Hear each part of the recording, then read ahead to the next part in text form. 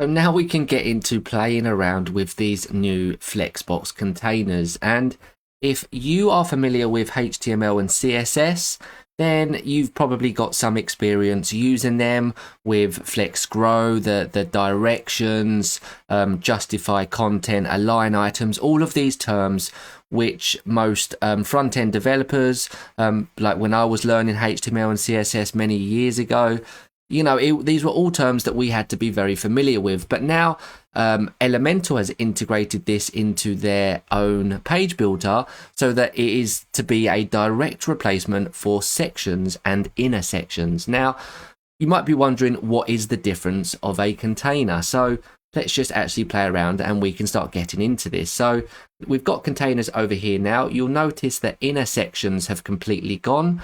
We only have containers over here. So let's just drag a container in here.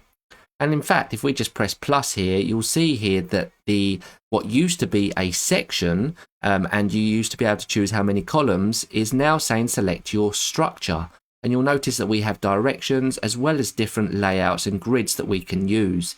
So you can select any of those as a quick go-to as well. But let's just start from scratch by dragging this first container onto our page. Now, of course, this would have once upon a time been called a section, right? This would have been called a section, and we would have had inner sections and columns inside, whereas now we don't have that. It is just a container. But the great thing about containers is we can nest them as many times as we like. We now have a container inside a container. We come back up to add element here. We can now drag another container, add element. We can drag another container, add element, and so on and so forth. We can nest all of these different containers to get the most granular kind of design that we are after. And we never had that kind of flexibility before with inner sections, because we could never nest inner sections. We could only nest an inner section once within a column. So that would be a section followed by, so a section at the top level in the hierarchy, a column, and then an inner section. And then inside the inner section, we would have 2 columns, 1 column, 5 columns. But after that, we couldn't nest anything more. Whereas now we can do this as many times as we want. So I'm going to go ahead and delete these. And if you'll notice, if you haven't got these little pullouts over here, if you come along to your site preferences, so come to user preference, just toggle on editing handles here, turn that on, and that is basically going to show you these little handles that we are seeing when we hover over there, so we can quickly duplicate and delete. Something that I like to use. You guys, is completely up to you whether you want to use it or not. But let's just leave one container inside its outside container. And let's just imagine now that this is a section. There is not much difference in terms of the structure of it, in terms of width and stuff. So we can still choose to have this box or full width. We can still decide and determine the width of this. Of course, if we leave it as the default, it's going to default to our global site layout, which of course we edit under here. So if we come to our site settings, we come down to layout, and here we can set the global width. Let's say that we wanted 1300, which is what we're going to be working with. So we can set that now. 1300 pixels, save changes. Back to editor. And now all of our boxed sections will be fixed at 1300. So again, what you'll notice is that is all stuff that you're used to so far. It is only until we get lower that we see all of these item directions, justify contents, and align items. Now, gaps between elements is going to be very similar to what you're used to seeing within a container, within a section, sorry. So that is stuff that you can do yourself. That's stuff that you already know if you wanted to change the gap between there. Now, by standard, that is set to 20. And again, you can edit that under the layout globals there if you wanted to change the default here. But let's get into these directions and justify contents. So you need to imagine that this container at the top that we are looking at here, these items, alignments and justifications is going to apply to stuff that is a direct child of it only. So stuff inside the other containers will not be affected by these settings. So just to show you what these settings actually are, I'm actually going to duplicate this container here. And we can see now that we have them on top of one another, right? So these two containers inside this top level container. Now if we come up to the top level container, if we now change the direction, if we now, at the minute, this is set to vertical and these two are being stacked. If we now select horizontal, we'll see that they flip over and they start running side by side. Now you can also reverse them. So if that was column 1 before and column 2, reversed would obviously be this column 1 and this column 2. And then we have the reversed stacked. So generally, on a desktop view, we like to work with either horizontal or stacked or vertical. And if we are again leaving this just as horizontal, just for designs, just to show you for demonstration purposes, we can now look at the justify content. Now you'll notice that there are 6 settings here, so just play around with them, see what they actually do. But the first thing that we want to do is just add in some actual content inside of these containers. So let's do that now. Let's come along. In fact, what I will do, I'm just going to delete these 2 and just work just with this top level one for now. And what I'm going to do, I'm going to select the plus, add element, and I'm going to drag in 3 images. So 1, and then I'm just going to move that out of the way, come along to here and duplicate, and then duplicate again. Now you'll notice that the direction is horizontal, right? It is not running vertical, and that is because we changed that setting here. We changed it to vertical, it would run vertical. So let's just quickly add some images to that. I've already selected these. You don't need to worry about this. Like I said, this is just for demonstration.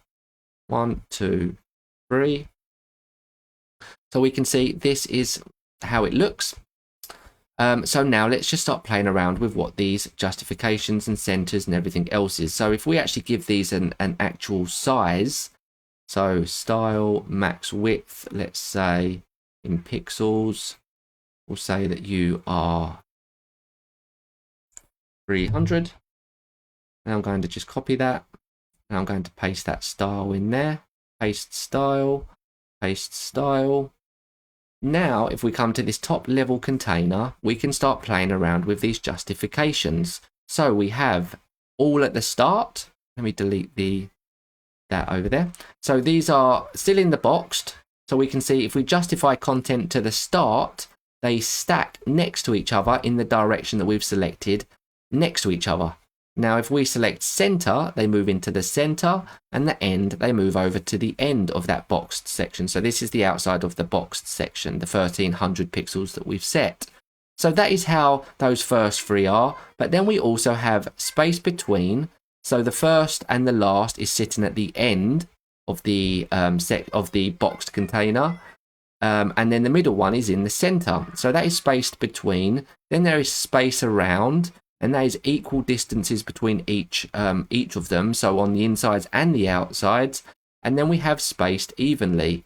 And the spaced evenly, again, is just another option. So you can start to see now we have a lot more customizations that we can do. Now, this isn't just only restricted to images. I mean, we could drop in, for example, a heading now. Drop in a heading. Oh, where is that? Why is that moving around so much like that? Okay, there we go. Oh no, I did see it. There it is. So you'll notice that it isn't just for images. This is for absolutely any element. I mean, I can quite literally drag in any element there, and it's going to keep stacking them horizontally. And that is how it works. So it is you almost gone the days of columns. We can basically now decide whether or not we want to.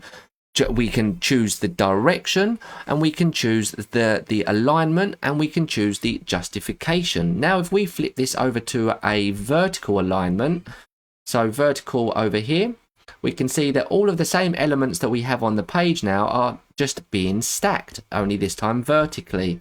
We can see that we've got space evenly. We've got space around, space between, and you're not seeing any changes there because the height of this is already at its fixed. If we was to increase the height, you'll notice now if we do the start, they flip up to the start. We go to the center, they move to the center, end, etc., etc. Just like it did before, only with a vertical column this time. And the alignment is basically the opposite. So if we was to move the alignment to the start, we got the center, we got the end, and we got the stretch. So we have these options to edit as well. Now, one thing, if you notice, if we change the horizontal position, we can see here that we can change the justifications. Of course, now these are spanning the full width of this 1300 pixels anyway now, so we won't see any movement there. In fact, let's just delete these just for this. That's fine. Now, if we come back to this section, we can see here if we was to edit these, let's say that we wanted them in the space between. And now if we change the alignment this time, this is going to move it up and down the column. So basically, determining on the direction will determine the alignment and the justifications.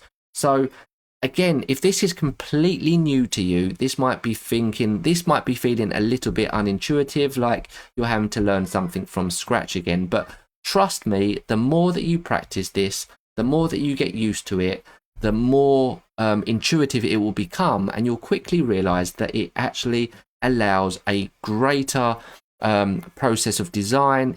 Everything becomes easier to design, particularly when we get down to the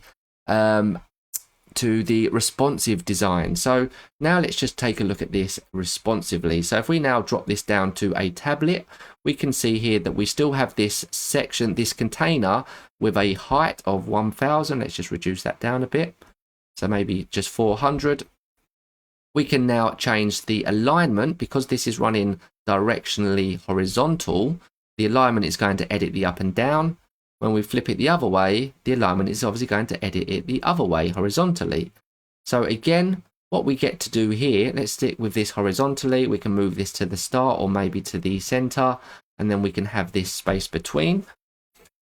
As this is shrinking and decreasing in size, you can see that that space between creeps in there, whereas that's maybe not something that we would have seen before if it was inner sections. If we have the mobile, for example, here, we can set this, let's say, in the center now. And again, this is only going to apply to mobiles. So this is all of these justify contents and alignments can be applied to the different screen sizes responsively. So you might want to have the center justify content center for mobile. You might want to have the space between for tablet and desktop. So again, these are all responsive options. We can choose how we want it to look depending on the screen size. So it's a really cool way to design. This isn't something that we've been able to do up until this point. We wouldn't have seen them flex around like it just did then by doing this, because we wouldn't have had the option. We can now change the look and style of everything. So if we wanted to reverse them, we can have them all in reverse order as well, where one is now over there. So do play around with it. If you are completely new, as I said, it might take a while to wrap your head around, but really, once you get into it and you start practicing with it a bit more, it becomes really, really easy, and it is really, really great to work with. So that's going to bring this lesson to an end. In the next lesson, we are actually going to start building our homepage for our web developer agency.